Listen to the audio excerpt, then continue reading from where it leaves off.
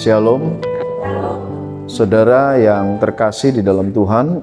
Mengapa setiap hari Minggu ketika saya berkhotbah, saya harus berkhotbah dalam bentuk pengajaran? Ya, pertama, kalau kita melihat atau kita mempelajari sistem pelayanan yang Yesus lakukan, maka kita bisa melihat bahwa 98% pelayanan yang dilakukan Yesus adalah dalam bentuk didake atau pengajaran.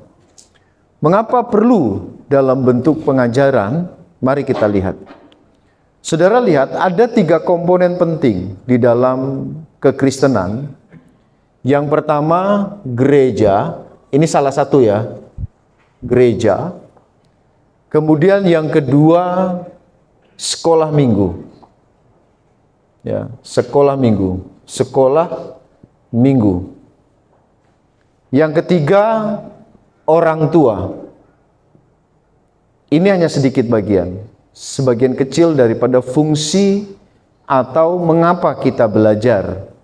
Saudara lihat, kalau ini dikaitkan dengan anak-anak kita, ya, anak-anak kita, maka pertanyaan terbesar adalah, dari 3 komponen ini, gereja, sekolah minggu, dan orang tua, yang memiliki peran paling besar untuk pengetahuan dan iman anak-anak kita ada di mana? Gereja, sekolah minggu, atau orang tua? Maka yang paling bertanggung jawab besar terhadap iman anak-anak kita, yang paling bertanggung jawab terhadap iman anak-anak kita, bukan gereja, bukan sekolah minggu, tapi orang tua. Walaupun ketiganya memiliki keterikatan yang tidak bisa dipisahkan. Perhatikan baik-baik. Mengapa kita harus belajar? Kenapa saya harus mengajar? Supaya ketika orang tua datang ke gereja, maka orang tua datang ke gereja bukan hanya sekedar memuji, memuliakan, menyembah, tetapi dilatih, diajar, belajar agar melalui gereja orang tua memahami kebenaran-kebenaran firman Tuhan. Sehingga ketika anak-anak bertanya tentang iman kekristenan, orang tua tidak lagi berkata kepada anak-anaknya, nanti hari Minggu kita ke gereja, kita bertemu dengan Pak Pendeta, nanti kita tanya kepada Pak Pendeta. Saudara, seringkali saya mendengarkan ada anak-anak dalam pertumbuhan imannya, mereka tidak bertumbuh, tidak mengenal firman Tuhan, tidak mengasihi Tuhan, dan bahkan dalam perkembangannya ada anak-anak yang kemudian menjadi atau berpindah agama. Saudara lihat, yang menyedihkan hati saya, yang selalu seringkali disalahkan siapa? Bagaimana dengan sekolah minggunya? Saudara bisa bayangkan, sekolah minggu untuk bertemu dengan anak-anak sekolah minggu di gereja itu hanya seminggu sekali, dan itu pun tidak sampai 1 jam atau tidak sampai 2 jam. Tetapi orang tua bertemu dengan anak-anaknya 24 jam setiap hari dalam setiap minggu 7 hari, setiap hari. Sehingga orang tua bertanggung jawab besar. Kenapa gereja harus membuat sekolah minggu? Karena sekolah minggu adalah cara anak-anak untuk beribadah. Jadi gereja untuk orang yang dewasa, sekolah minggu untuk ibadah anak-anak. Sehingga saudara yang terkasih di dalam Tuhan, mengapa saya setiap minggu di dalam khotbah-khotbah saya harus membawa papan tulis ini dan mengajar kepada saudara supaya memperlengkapi orang-orang tua, memperlengkapi anak-anak muda agar memahami kebenaran firman Tuhan dan sanggup mampu menjelaskan, mempertanggungjawabkan iman kita. Tidak hanya sekedar berbicara tentang ayo hidup mengasihi, ayo hidup bersukacita, ayo mengucap syukur. Kalau hanya berbicara setiap minggu berbicara seperti itu, apa bedanya kita dengan para motivator-motivator yang ada di televisi? Nggak beda.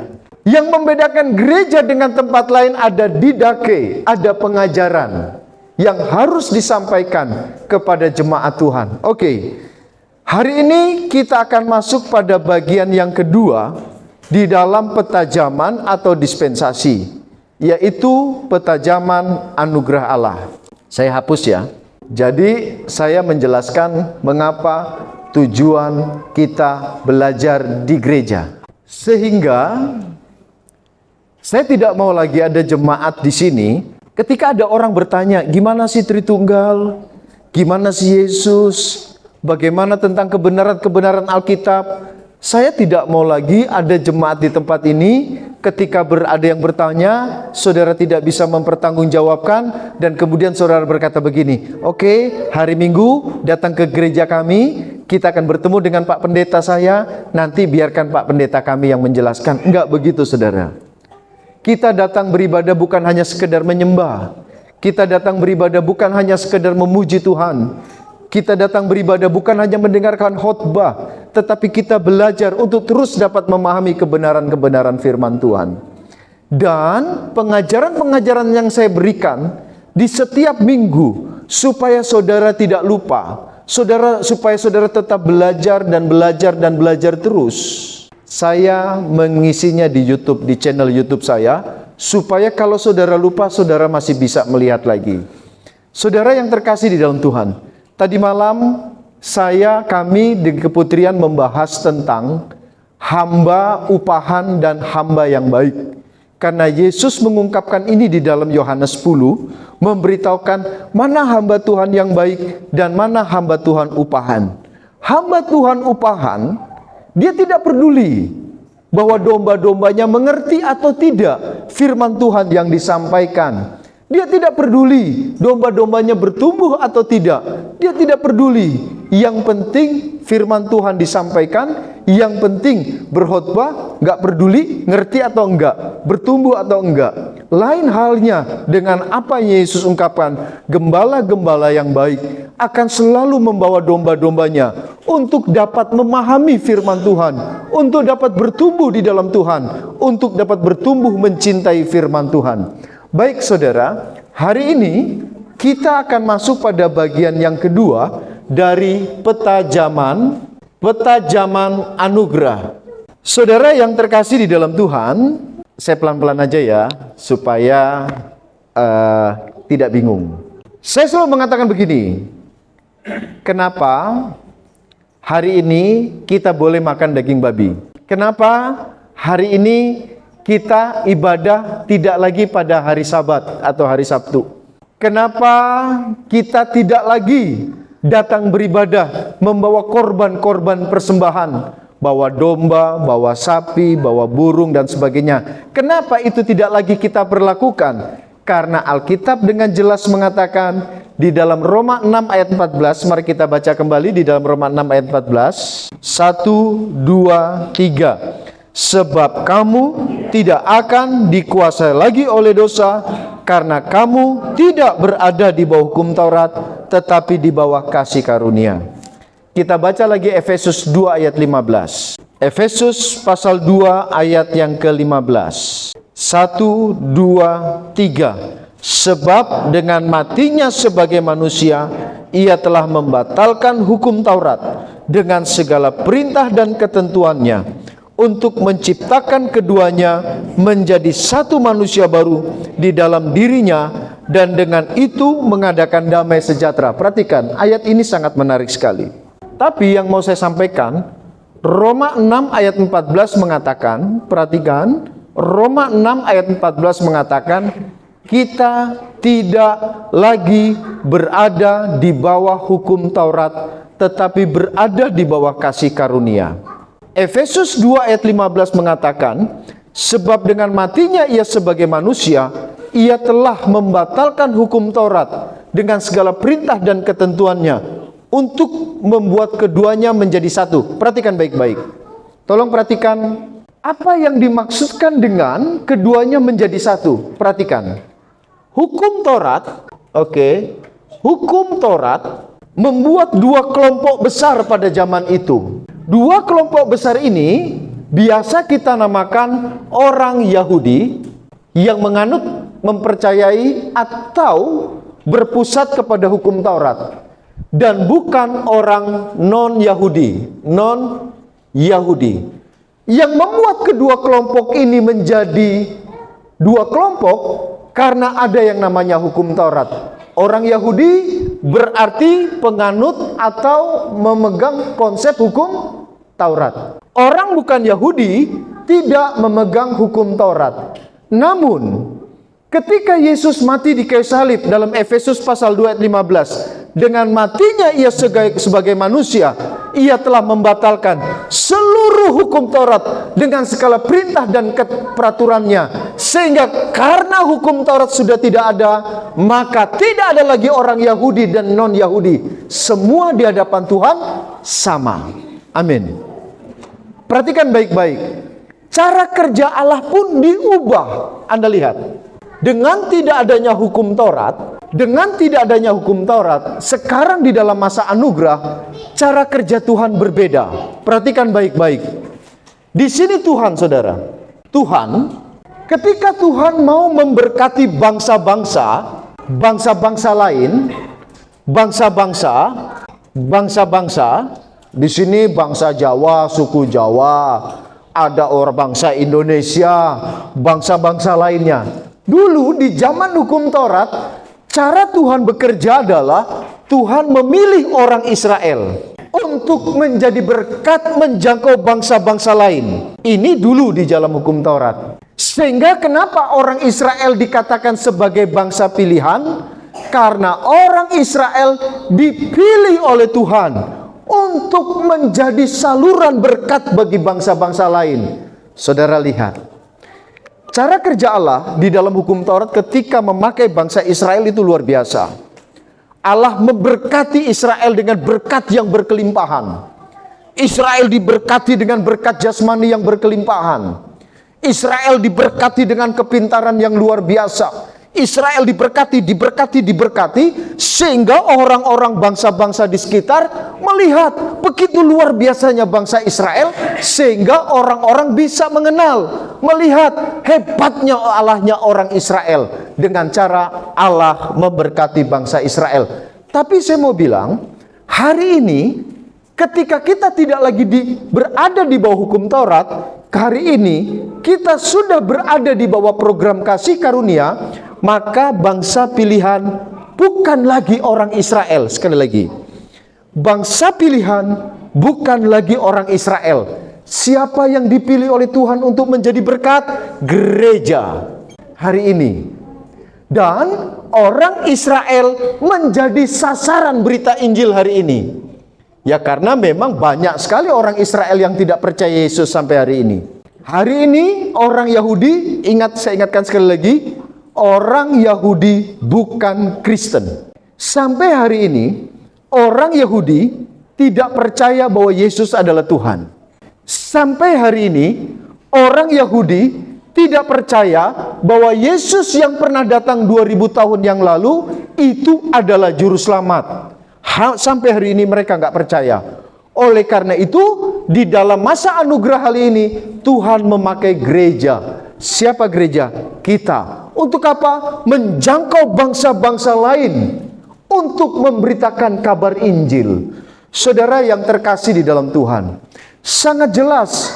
Yang anehnya adalah, kalau ada di antara saudara yang mau menerapkan hukum Taurat, maka praktek hukum Taurat, cara melakukan hukum Taurat adalah, mari kita lihat Yakobus pasal 2 ayat 10. Yakobus pasal 2 ayat 10, firman Tuhan berkata begini, sebab barang siapa menuruti seluruh hukum itu, tetapi mengabaikan satu bagian daripadanya, ia bersalah terhadap seluruhnya. Berarti, cara mempraktekkan hukum Taurat adalah tidak boleh ada satupun aturan yang di dalam hukum Taurat kemudian ditiadakan. Nah ini kan aneh, ada banyak orang menerapkan hukum Taurat tetapi pilih-pilih. Saya udah sampaikan beberapa waktu yang lalu, 613 peraturan dalam hukum Taurat. Nggak boleh dipilih-pilih, mana yang suka, mana yang tidak suka.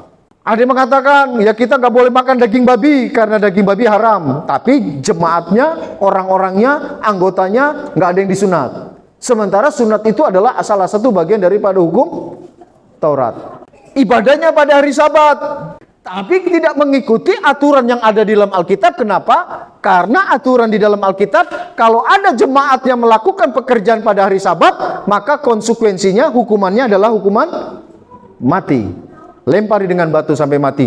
Tapi sampai hari ini saya belum pernah ketemu dengan gereja hari ini yang katanya menerapkan hukum Taurat, tapi jemaatnya nggak datang ibadah, kerja, kemudian ditangkap dan kemudian dirajam dengan batu. Nggak ada. Ya, kalau ada pasti gerejanya apa? Ditutup. Tapi kan ini aneh.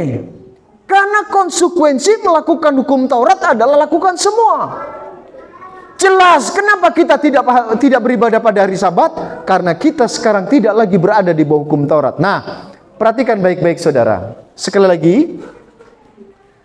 bahwa ingat sekali lagi, dalam mempelajari peta zaman, kita punya 5 prinsip penting. Pertama adalah, satu adalah tokohnya. Siapa tokoh di dalam dispensasi atau zaman anugerah ini? Yang kedua, aturannya. Aturan apa saja yang berlaku saat ini? Kalau hukum Taurat sudah tidak berlaku, maka aturan apa saja yang diberlakukan oleh Tuhan bagi kita pada hari ini? Contoh yang paling gampang ini, sebelum saya menjelaskan secara detail aturan-aturan itu, contoh yang paling gampang.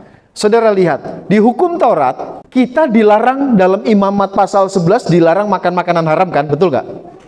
Nggak boleh makan daging babi, ya kan? Nggak boleh apa lagi?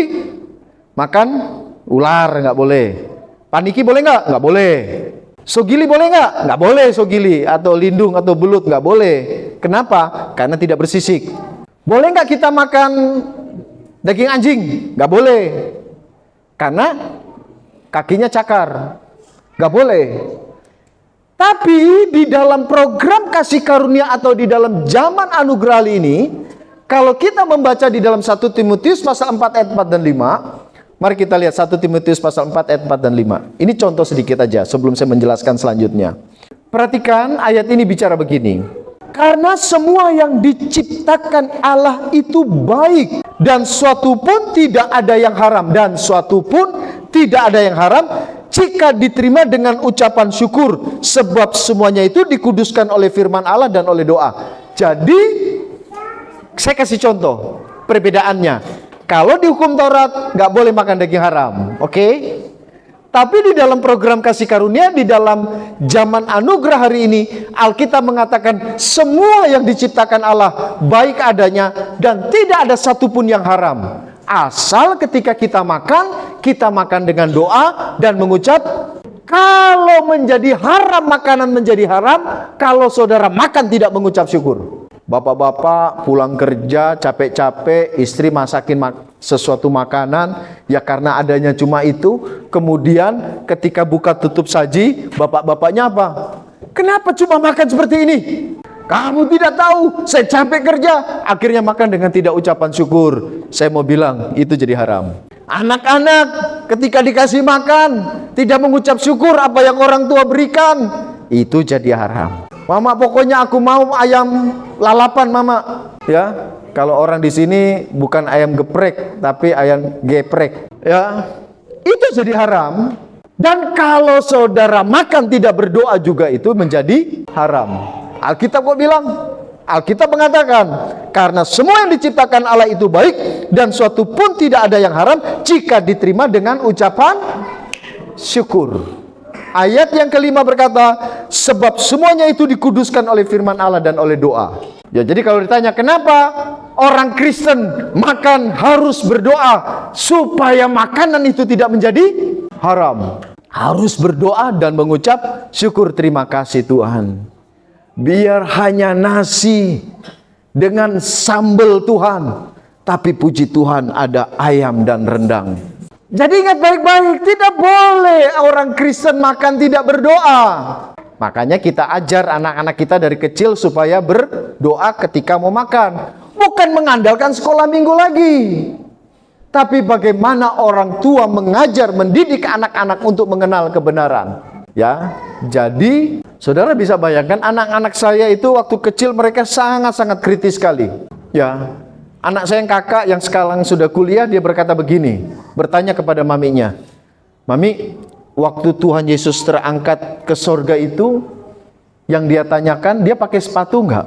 Waktu dia terangkat, tangannya gimana, Mami? Apa tangannya cuma diam begini, atau tangannya begini-begini sampai ke atas?" Loh ya, ini kan imajinasi anak-anak, dia bertanya. Seorang anak kecil kemudian bertanya, "Mami, tolong jelaskan dong, apa itu Tritunggal? Karena setiap kali papi khotbah, aku mendengarkan kata Tritunggal." Tidak boleh ada ibu kemudian anaknya bertanya tentang hal itu dan kemudian tidak bisa menjawab. Oleh karena itu, gereja kita setiap hari Minggu khotbah saya mengajar. Yang kedua adalah aturan.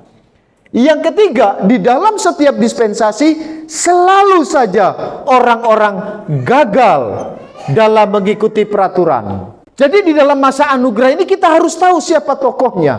Seperti di zaman hukum Taurat, tokohnya adalah Musa. Nah, di dalam kasih karunia hari ini zaman anugerah, tokohnya siapa? Kita harus tahu dan aturannya apa. Yang keempat, karena gagal maka pasti dihukum. Apa hukumannya?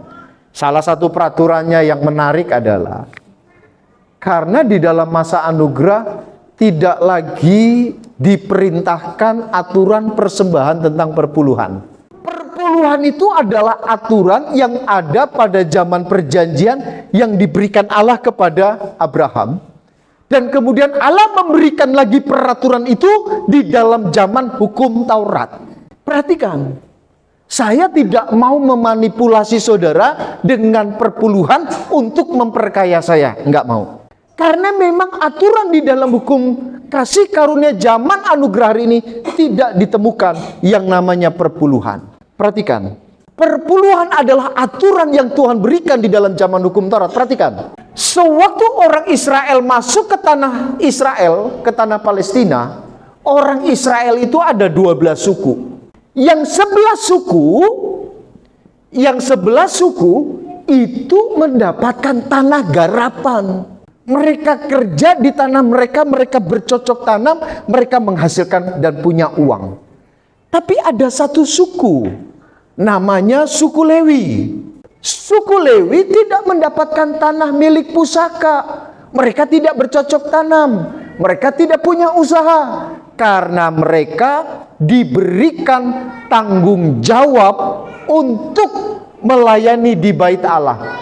Ya karena nggak punya pekerjaan, nggak punya uang. Maka 11 suku membackup kebutuhan mereka dengan cara menyisihkan 10% untuk suku Lewi, saudara mereka. Perhatikan, di dalam hukum Taurat, 10% yang diberikan itu masih dianggap nol. Karena 10% yang saudara miliki, itu milik Tuhan. Diserahkan kepada kaum imam Lewi. Jadi kalau saudara punya uang gajinya 10 juta. Kalau hari ini hukum Taurat. Wah, kalau ada pengusaha yang punya gaji pendapatan 100 miliar. 10%-nya berapa? 10 miliar. Bayangkan, apa cuan nggak tuh pendetanya 10 M? Cuan dong, bener nggak?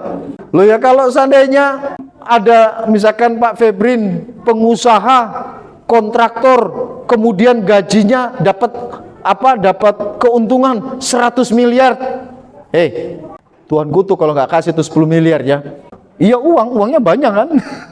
10%, 10 miliar. Tapi 10 miliar yang kamu berikan itu masih dihitung nol. Karena itu milik Tuhan. Tapi bapak-bapak, ibu-ibu, kira-kira pengusaha-pengusaha yang mempraktekkan 10 miliar, yang mempraktekkan 10% ini jujur nggak? Kalau dapat 100 miliar, 10 miliar, belikan 1 miliar, wah. Oke, saudara. Tidak seperti itu. Tetapi di dalam program kasih karunia hari ini, di dalam zaman anugerah hari ini, bukan lagi seperti itu persembahan yang diberikan. Kalau kita membaca di dalam 2 Korintus, misalkan kita contoh ya, kita lihat beberapa contoh-contoh. 2 Korintus pasal 9. 2 Korintus pasal 9 ayat 6 sampai dengan 7 dan 8. Perhatikan. Ini perbedaan yang saudara lihat. Alkitab sepertinya bertentangan, tapi tidak bertentangan. Kenapa tidak bertentangan? Karena Alkitab memiliki perbedaan-perbedaan aturan. Perbedaan-perbedaan aturan itu disebabkan karena Allah mengatur zamannya. Amin. Perhatikan. 2 Korintus 9 ayat 6, 7, dan 8. Camkanlah. Orang yang menabur sedikit akan menuai sedikit juga. Dan orang yang menabur banyak akan menuai banyak juga. Jadi saudara lihat, sistem persembahan, aturan persembahan di dalam zaman anugerah tidak lagi dipatok harus 10%. Tetapi kita diberikan aturan mengenai tentang tabur tuai. Ya, kalau kamu menabur banyak, kamu akan menuai banyak. Kalau kamu menabur sedikit, kamu akan menuai sedikit. Dan taburan saudara bukan diberikan ke saya. Saudara menabur banyak pun bukan untuk saya, karena itu diberikan ke uang kas, dan dari uang kas itu akan diolah untuk pekerjaan Tuhan. Untuk bayar listrik, untuk bayar air, untuk gaji pendeta, untuk membuka pelayanan-pelayanan baru. Dan puji Tuhan sampai dengan hari ini kita sudah membuka beberapa pelayanan baru, dan kita akan membuka lagi yang sedang kita rintis 2 pelayanan baru di Banggai Kepulauan. Semua pelayanan berjalan dengan baik lancar karena taburan saudara di dalam pekerjaan Tuhan ini. Amin. Tapi dalam menabur ingat, perhatikan ayat 7. Hendaklah masing-masing memberikan menurut kerelaan hatinya. Jadi pada waktu menabur saudara dan saya di dalam masa kasih karunia ini harus menabur dengan suka. Jangan nggak sukarela. Ya kalau perpuluhan kan sukarela, nggak sukarela, bener nggak? Harus. Kemudian di situ juga dikatakan ayat 7, janganlah dengan sedih hati. Nah, sedih hati itu kayak gini loh. Saudara dari rumah udah persiapkan uang 55.000 di sini. Kemudian di sebelah kiri uang 55.000. Yang 100.000 di sini. Karena hilang konsentrasi, pas pun di persembahan lewat bingung, lupa mana yang 5.000, mana yang 100.000. Karena lupa main, orang sini bilang main ambil di kantong, taruh udah nggak lihat lagi, sek, lewat persembahan. Sementara nyanyi, betapa hatiku berterima kasih Yesus. Dia langsung berpikir, tadi yang tak kasih itu uang 5.000 atau uang 100.000? Gak ada di sini. Dia kemudian dia lihat, walah, uang 100.000 yang saya kasih. Sedih hatinya, gak rela hatinya. Sebesar apapun persembahan yang diberikan, ketika kita tidak rela memberikannya dan tidak dengan senang hati, dengan sedih hati, maka persembahan itu di hadapan Tuhan dihitung 0. Amin. Saudara gak akan menuai apa-apa. Oleh karena itu, puji Tuhan, saya bersyukur sekali di gereja ini tidak ada satu orang pun yang merasa dirinya karena sudah memberikan persembahan besar, membantu gereja, dan kemudian merasa bahwa gereja ini milik dia. Nggak ada. Puji Tuhan. Haleluya. Karena memberi dengan sukacita, memberi dengan rela hati, dan kemudian dikatakan, jangan dengan paksaan, dengan sedih hati atau karena paksaan, sebab Allah mengasihi orang yang memberi dengan sukacita. Berilah dengan sukacita. Oleh karena itu, kalau ada dari antara saudara yang mau kasih perpuluhan, silakan kasih perpuluhan. Tapi itu bukan sebuah aturan, tetapi itu adalah janji saudara, bahwa saudara mau menabur dengan perpuluhan saudara. Amin. Seperti itu caranya. Oleh karena itu, gereja ini selalu menerapkan tiap bulan yang namanya janji iman. Janji saudara yang saudara akan berikan kepada Tuhan terserah. Yang penting memberi dengan sukacita, jangan dengan paksaan. Itu yang diberlakukan di dalam zaman anugerah. Nah, saudara yang terkasih di dalam Tuhan, siapakah tokoh di dalam masa anugerah ini? Mari kita bahas yang pertama. Siapakah tokoh yang dipakai oleh Tuhan, dipilih oleh Tuhan untuk zaman anugerah hari ini? Mari kita lihat saudara. Mari kita lihat di dalam Efesus pasal 3 ayat 2. Efesus pasal 3 ayat 2. Perhatikan baik-baik ya. Ayat ini sangat luar biasa. Agak kesulitan memang ketika kita membacanya di dalam bahasa Indonesia. Agak kesulitan. Tetapi kalau kita membacanya di dalam bahasa Yunani, dalam bahasa aslinya jelas. Perhatikan. Di dalam Efesus pasal 3 ayat 2 berkata begini, memang kamu telah mendengar. Ini tulisan Paulus yang Paulus berikan kepada jemaat di Efesus. Paulus bilang kepada jemaat Efesus, memang kamu telah mendengar tentang tugas penyelenggaraan kasih karunia Allah. Perhatikan, yang dipercayakan kepadaku. Kata kepadaku kepada Paulus, karena kamu. Perhatikan, di bahasa Indonesia agak sulit kita menerjemahkan ayat ini atau menafsirkan ayat ini. Tetapi kalau kita melihat di dalam bahasa King James Version, dalam bahasa Inggris atau dalam bahasa Yunaninya, itu jelas. Karena di dalam bahasa Inggrisnya dikatakan dispensation of the grace atau dispensasi anugerah. Oke, dispensasi anugerah. Perhatikan baik-baik. Kalau saya mau terjemahkan Efesus pasal 3 ayat 2 ini dengan bahasa kita hari ini, maka ayat itu akan berkata, memang kamu jemaat Efesus sudah mendengar tentang zaman atau dispensasi anugerah yang dipercayakan kepadaku, kepada Paulus karena kamu. Jadi kalau seandainya kita terjemahkan ini secara langsung dengan bahasa kita, perhatikan. Terus kita mau bantah bagaimana ya? Kita nggak bisa bantah, wong Alkitab bilang begitu, saudara. Masa sih Paulus yang dijadikan sebagai rasul bagi orang-orang di zaman anugerah hari ini, ya kita mau bilang apa? Alkitab bilang begitu kok. Harusnya kita tunduk kepada Alkitab, bukan Alkitab tunduk kepada selera kita. Nggak boleh. Alkitab bilang begini, kalau saya jelaskan secara langsung. Memang kamu orang Efesus, anak-anak Tuhan di Efesus, sudah dikatakan mendengar, sudah mendengar. Mendengar apa? Perhatikan, mendengar bahasa Yunaninya, ya. Ada nggak yang punya Alkitab bahasa Yunani di situ? Yang di HP. HP saya lagi pakai. Oke, nggak usah. Oke, lanjut. Oikonomia, atau dalam bahasa Inggrisnya di dalam King James Version ditulis tugas penyelenggaraan itu ditulis dispensation atau dispensation ini bisa diterjemahkan zaman. Jadi kalau saya pelan-pelan saya jelaskan kepada saudara, ini jelas. Memang kamu jemaat Efesus sudah mendengar tentang zaman apa saudara? Zaman apa? Zaman kasih karunia Allah. Zaman anugerah. Yang apa? Yang dipercayakan kepadaku karena kamu. Jadi jelas bahwa Rasul Paulus adalah rasul yang dipilih oleh Allah untuk menjadi tokoh, menjadi pelayan yang dipakai oleh Tuhan di dalam zaman anugerah ini. Jadi kita lihat, zaman pertama, zaman kesucian, tokohnya Adam, Allah pilih Adam. Zaman yang kedua, zaman keinsafan, Tuhan masih pilih Adam sebagai tokohnya. Zaman yang ketiga, namanya zaman pemerintahan manusia, Allah memilih Nuh menjadi tokohnya. Zaman yang keempat, zaman perjanjian, Tuhan pilih tokohnya adalah Abraham. Zaman yang kelima adalah zaman hukum Taurat, Allah memilih tokohnya Musa. Hari ini zaman anugerah, Allah memilih tokohnya adalah Rasul Paulus. Jelas sekali ayat itu berkata demikian.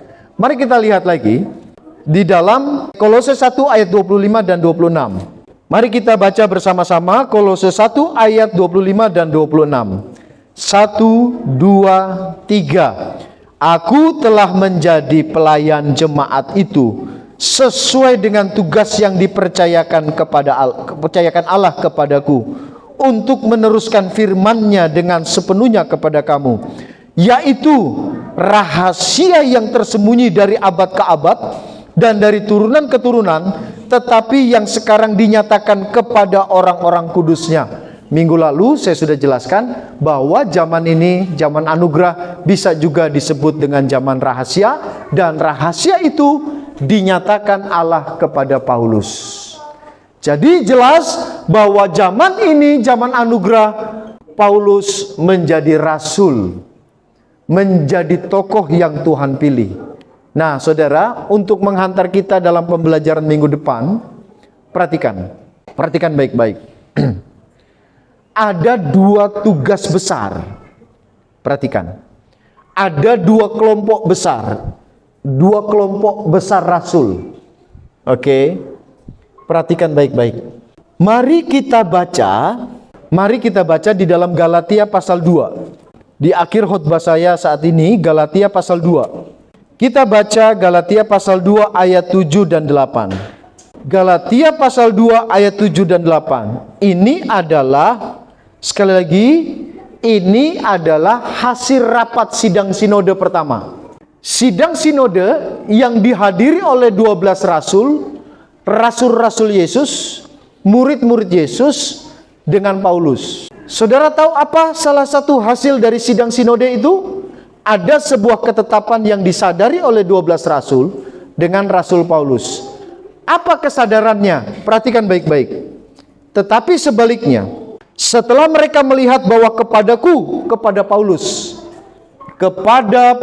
perhatikan sini saudara, kepada Paulus, untuk apa? Perhatikan, telah dipercayakan pemberitaan Injil untuk orang-orang tidak bersunat. Perhatikan, Paulus ternyata setelah disadari di dalam sidang sinode itu, ternyata Paulus diputus oleh Tuhan untuk pemberitaan Injil kepada siapa? Orang-orang tidak bersunat. Perhatikan, orang-orang tidak bersunat. Siapa orang-orang tidak bersunat?